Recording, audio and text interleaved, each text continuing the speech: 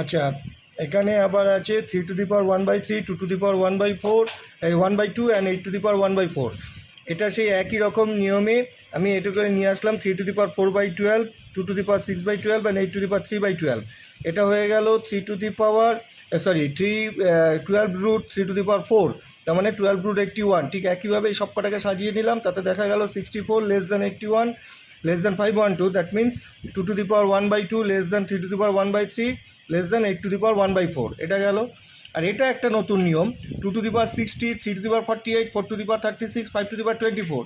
এগুলোকে করলাম কি, সবগুলোকে পাওয়ারে 12 নিয়ে আসলাম, যার জন্য ভেতরে যা করার দরকার সেটা 2^5 × 12 করলে এটা 60 হয়, তেমনি 4 × 12 48, 3 × 12 36 অ্যান্ড 2 × 12 24।